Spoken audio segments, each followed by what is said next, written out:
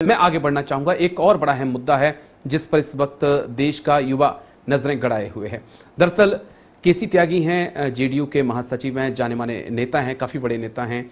उन्होंने जिस दिन प्रधानमंत्री एनडीए को बहुमत मिला उसके अगले दिन ही वो कहते हैं कि हम सरकार से चाहेंगे कि सरकार अग्निवीर पर पुनर्विचार करे, आर्मी भी इसके ऊपर पुनर्विचार करे कि क्या क्या चेंजेस हो सकते हैं। आप कैसे इस स्कीम को देख रहे हैं और क्या बदलाव की आप उम्मीद कर रहे हैं? देखिए, ये मेरे ख्याल 2022 में ये लॉन्च हुई थी। बिल्कुल स्कीम हुई थी, लॉन्च हुई थी। और जिस दिन लॉन्च हुई थी मैंने इसी जगह में जो चैनल जितने थे सभी को मैंने ये कहा था, ये स्कीम जो है ब्यूरोक्रेट्स के दिमाग से बनी थी जी, और पॉलिटिशियंस ने एग्जीक्यूट किया। इसको जो आर्म फोर्सेस को पहले अपने साथ में नहीं सपोर्ट में लेके ये चीज को एग्जीक्यूट करना, लास्ट में हमको बताया गया और ये एग्जीक्यूट की गई। इसमें काफी उनका जो मेन मुद्दा ये था कि स्कीम के बीच में कि पैसा बचाना। बिल्कुल सर। और पैसा बचाना क्योंकि जो एक रेवेन्यू बजट है, जो पेंशन बजट है, बिल्कुल सर, वो हमारी जो एक सर्विस बजट है जिसमें बोलते हैं आप तनख्वाहें देते हैं, जैसे कि आपने नए हथियार खरीदने बिल्कुल थोड़ी 25% रह जाती है। सर।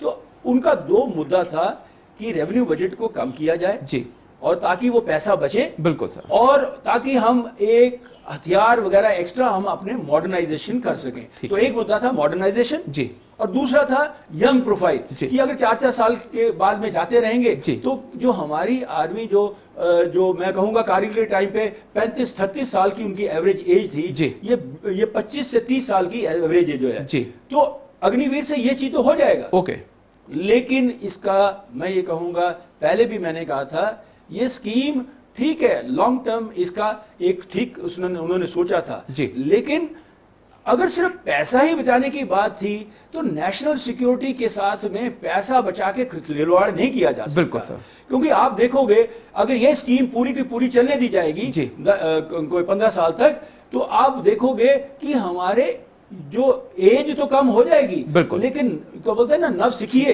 जो कि पूरे ट्रेंड सोल्जर हैं वो नहीं होंगे हमारे पास में। और जब कभी गलवान जैसा दोबारा इंसिडेंट हुआ या वार हुई तो उसमें हम अपनी सिक्योरिटी के साथ में खिलवाड़ नहीं कर सकते। दूसरा चीज मैं ये कहना चाहूंगा कि यस, इसके बीच में पहले तो इसके ऊपर में हमेशा कोई, जैसे हम हर चीज का ट्रायल करते हैं, तो इसका पहले ट्रायल होना चाहिए, ट्रायल नहीं हुआ। और पहले ट्रायल हमारे पे क्यों किया गया? ये सब पे हो सकता है, बिल्कुल पैरामिलिट्री पे हो सकता था, उन पे क्यों नहीं ट्रायल किया? चलो अगर थोप भी दिया, हालांकि इसके ऊपर उस टाइम पे काफी रिजेंटमेंट हुई थी जी। लेकिन जब एक बार देश में कुछ डिसीजन हो जाता है तो आर्म फोर्सेस ऐसी है, एक इंस्टीट्यूशन है कि वो बोलते हैं कि हम चाहे कैसी भी है हम इसको चला के दिखाएंगे। तो चलाने की कोशिश की है बिल्कुल। और ये नहीं है कि अग्निवीर अच्छा काम नहीं कर रहे, अच्छा काम कर रहे हैं, लेकिन आप अगर सोचो तो इसके बीच में खामियां बहुत ज्यादा हैं जी, कि अगर 4 साल के बाद में 75% नहीं, अभी जो ये बोल रहे हैं कि 10% पैरामिलिट्री फोर्सेज में चले जाएंगे, 10% कॉर्पोरेट में चले जाएंगे, फिर भी कम से कम 30-35-40-50% जो लोग जो बचेंगे, जो अपना बिजनेस शुरू करेंगे, और कुछ लोग जो फेल हो गए तो वो लोग एक इजी टारगेट है एंटी सिक्योरिटी एस्टैब्लिशमेंट के लिए, तो वो हमने होने नहीं देना है। तो आपकी पुलिस फोर्सेस आप एक नए नव शख्सियत लेते हैं जी, तो मैं तो ये कहूंगा, मेरी पहली रिकमेंडेशन ये है कि इसको मॉडिफाई किया जाना चाहिए। बिल्कुल। पहले 25 से 75 कर सकते हैं। उससे पहले तो मैं बोलूंगा अगर हो सके जी, अगर क्योंकि देखो एक देश के बीच में आप फार्मर्स को इतनी सब्सिडीज देते हैं, आप गरीबों को इतनी सब्सिडीज देते हैं, करोड़ों अरबों रुपए हर जगह में जा रहे हैं, और देश की सिक्योरिटी के लिए आप वो जो करोड़ों रुपए में से कुछ क्या बोलते हैं फोर्सेस के लिए नहीं देना चाहते, आप इसमें से बचाना चाहते हैं। फ्लड होता है तो वहां करोड़ों रुपए देते हैं, तो फ्लड ज्यादा इंपॉर्टेंट है, नेशनल सिक्योरिटी ज्यादा इंपॉर्टेंट है। ये एक पहला जो सिस्टम था हमारा, जो पुराना ट्राइड आउट सिस्टम था, जिसके कारण हम वर्ल्ड की बेस्ट आर्मी थे, कहीं पर भी थे, एक था, एक कल्चर बन चुका हुआ था, एक मोटिवेशन था, एक रेजिमेंटेशन थी। वो जो एक जवान था नाम नमक और निशान के ऊपर में जीता था, मरता था। एक यूनिट होती थी जिसको बोलते हैं रेजिमेंट, तो रेजिमेंट के नाम पे वो अपने लिए नहीं लड़ता था या शहीद होता था, परिवार के लिए नहीं होता था, उसको बोलता था मेरी यूनिट जो है ये 245 फील्ड रेजिमेंट जो है, या मेरी 11 जैकलाइन जो है, ये जो यूनिट है इसका नाम बदनाम नहीं होना चाहिए, वो करता था। वो चीज जब इसमें करेंगे हम तो शायद अग्निवीर में वो इतनी प्रबुद्ध नहीं होगी, इतनी ज्यादा नहीं होगी। पहले अगर हो सकता है किसी तरीके से भी सारा सिस्टम बना के इसको स्कीम को स्क्रैप किया जाए। मेरा पहला चीज है कि इसको पुराने सिस्टम के ऊपर में रिवर्ट किया जाए, और अगर किसी कारणवश ये नहीं हो सकता तो इसको मॉडिफाई किया जाए, और मॉडिफाई भी बहुत बड़े मैनर में किया जाए। आप अगर 4 साल से ज्यादा बढ़ाओगे आप इनका, तो जो पैसा आपने बचाना है, रियली आप कैलकुलेशन करके देख लो, वो पैसा नहीं बचा पाओगे। तो चाहे आप 4 साल की जगह 5 साल कर दो, चाहे 7 साल कर दो, तो मेरे ख्याल में आपकी जो मेन एम था कि पैसा बचाना मॉडर्नाइजेशन के लिए, वो नहीं हो पाएगा। तो अगर वो हो नहीं पाएगा तो आप इस स्कीम को क्यों चलाई जा रहे हैं? तो पुराना सिस्टम शायद बेटर था।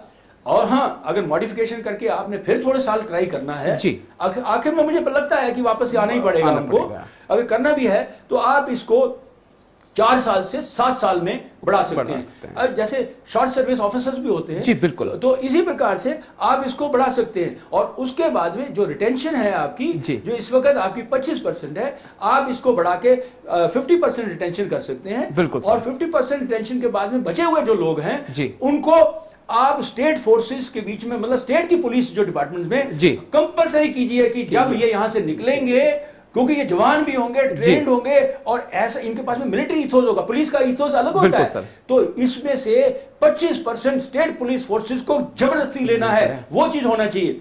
बाकी उसका पैरामिलिट्री फोर्सेस में बचे हुए 10% वो लेंगे, और कॉर्पोरेट वर्ल्ड में बचे हुए लेंगे। सारे के सारों को एडजस्टमेंट होना चाहिए, कोई किसी को खाली नहीं छोड़ना चाहिए मेरे हिसाब से। तो ये जो है, क्योंकि हमने ये स्कीम लॉन्च करके एक तो जो बोलते हैं ना, एक सोशल रिस्पॉन्सिबिलिटी थी हमारी, जो एस्पिरेशन एक पब्लिक की थी, उसको भी हम पूरा नहीं कर पाए हैं। एक रोष है, उस रोष को हमने दूर करना है। और क्योंकि वो इतने जो गरीब दूर दराज के लोग हैं वो आ तो जाते हैं, लेकिन इस वक्त क्या है कि जब 4 साल के बीच में हमारे में बोलते हैं 25% रहने हैं, तो कट थ्रोटिज्म जिसको बोलते हैं कि मैं इसको नीचे गिरा के मैं करूंगा। और अगर वो इथोस उनके बीच में आ गया, तो जब वो बाद में जो सिलेक्ट भी हो गए, तो मेरे ख्याल में ये आर्मी के कल्चर के लिए अच्छा नहीं रहेगा।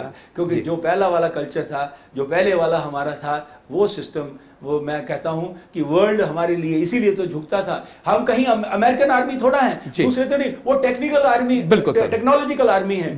लेकिन जब कहीं स्टैंडिंग होनी थी, कहीं कुछ करना था, उसमें वो हमारे सामने कोई नहीं खड़ा हो सकता। तो इसलिए हमें जरूरी है, मैं मानता हूं कि हमारे एज भी कम करनी है, वो भी मानता हूं, हमें टेक्नोलॉजी भी, हमारे मॉडर्नाइजेशन करनी है, वो भी मानता हूं, लेकिन नेशनल सिक्योरिटी से खिलवाड़ नहीं करना है।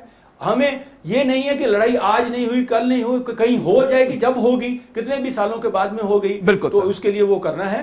तो मेरे हिसाब से पहला, अगर हो सके तो अग्निवीर स्कीम को स्क्रैप किया जाए, नहीं हो सकता अभी और थोड़ा सा अगर हमने ट्रायल करना है, इसको मॉडिफाई किया जाए, जैसे मैंने आपको बताया। जी, तो चलिए, बहुत बहुत शुक्रिया सर, बहुत बहुत शुक्रिया, आपने इतनी डिटेल से दोनों पहलुओं को हमें समझाया और हमारे दर्शकों को। तो ये थे हमारे साथ lieutenant general Rakesh Sharma sir, जिन्होंने बहुत अहम चीज कही कि अग्निवीर को लेकर, क्योंकि जो फौजी होता है वो नाम, नमक और निशान पर जीता है, उसकी सबसे बड़ी इज्जत उसकी यूनिट होती है।